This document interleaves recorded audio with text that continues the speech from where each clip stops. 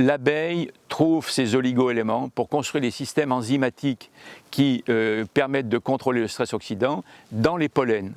Il faut, pour bien gérer ce stress oxydant, que l'abeille ait une quantité suffisante de pollen et surtout des pollens variés parce que les espèces végétales sont étroitement liées à des dominantes d'oligo-éléments.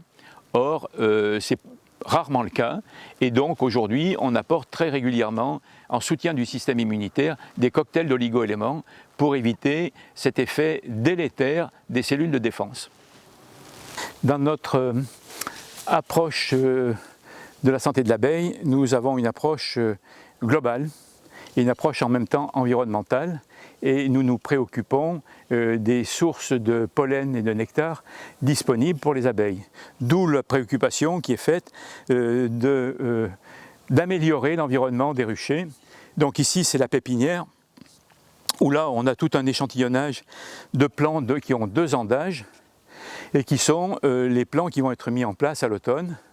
On verra tout à l'heure les plants qui ont 1 an, qui ont été semés cette année. Alors, si je donne quelques exemples, ici on a une plante qui s'appelle le Lagerstromia, ou qu'on appelle aussi le lilas des Indes, qui est une plante qui est porteuse de grandes quantités de pollen jusqu'à en gros pratiquement fin octobre. Donc c'est une plante d'arrière-saison très intéressante.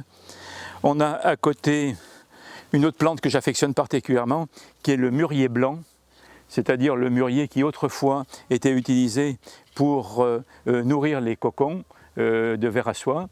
Et ce mûrier-là peut faire un arbre de très grand développement, avec une floraison abondante, qui est mellifère, il produit même des fruits, alors qu'aujourd'hui on a fait une forme dérivée qui s'appelle le mûrier platane, qui lui est stérile.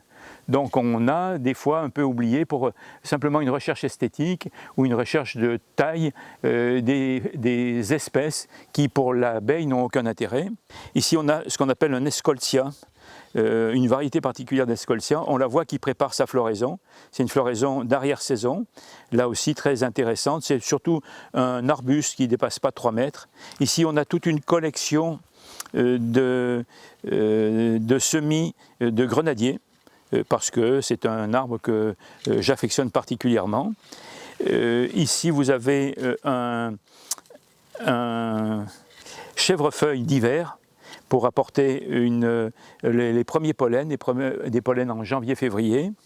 Alors là, quelque chose que j'aime beaucoup, c'est l'adaptation du châtaignier à nos sols. Il lui faut un temps de transition, donc ils sont semés ici sur un sol qui est à pH neutre, alors que le châtaignier est un arbre plutôt de sol acide, mais il s'adapte parfaitement et on va pouvoir le mettre en place. On en a déjà mis en place, ceux qui sont en place dans le terrain en dessous sont en place depuis maintenant 4 ans et ils ont leurs premiers fruits cette année. Donc sur des semis, je trouve que c'est remarquable et qu'il ne faut pas hésiter à pratiquer ce genre d'approche. Ici, on a bien sûr des romarins qui sont là. Un arbre que j'affectionne particulièrement, c'est le Tetradium danieli. Ça, ce sont des semis que j'ai effectués l'an dernier. Et ce sont de jeunes arbres qu'on va mettre en place à l'automne. Et le Tetradium danieli, ceux qu'on a mis en place il y a 5 ans, ont fait leur première floraison, qui est une floraison qui va de fin juillet jusqu'à fin août, et qui est une floraison très abondante, très mellifère. À côté, on a de la bourdaine, qui est un arbrisseau qu'on va essayer de tester. Alors il n'y en a qu'un exemplaire ici, parce que c'est plutôt un arbre de zone humide, très répandu en Corrèze, région Limousin, et qui donne une floraison fin juin, avec un miel très fin, un des meilleurs miels qui soit. Donc voilà la bourdaine qui est là. Là on retrouve encore des grenadiers. Bon, on a tout un tas de variétés. La glycine est une plante très vigoureuse et très mellifère. Donc on a différentes variétés de glycine qui sont ici. Et puis il y a bien sûr des arbres fruitiers de semis. Là ce sont des pêchers. Mais en haut on a toute une collection d'arbres, des pruniers issus de drageons.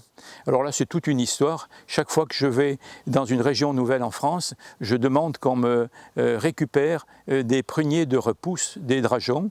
Et on a toute une collection que je ferai un jour le recensement avec différentes provenances de terroirs français et différentes histoires qui les accompagnent parce qu'il y avait des habitudes et ce sont des pruniers qui datent d'avant la greffe, c'est-à-dire qui ont été mis en culture avant le Moyen-Âge. Pour alimenter la pépinière qu'on vient de voir, où on a vu des plants de 2 ans, on a les semis de cette année, qui sont donc des plants qui ont que quelques mois.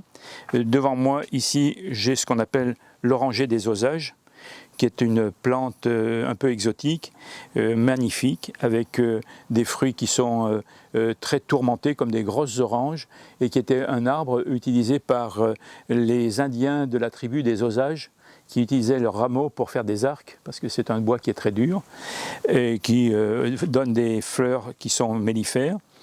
À côté, toujours dans notre souci d'arbres mellifères, on a cette rangée-là qui sont des tétradiums, et je suis content qu'on puisse encore en produire cette année. Entre-temps, je fais des essais de vignes sur des raisins venus d'Espagne et qui sont une variété très particulière. Et puis là, c'est l'observation du milieu. J'ai repéré dans les acacias qui poussent tout autour, un acacia qui chaque année, quoi qu'il arrive, est couvert de fleurs. Et j'ai donc récupéré de ces graines que j'ai semées ici, et je vais essayer de faire une sorte de clone de cet acacia-là, qui semble être un peu différent des autres, et peut-être présenter un vrai intérêt pour l'élevage des abeilles.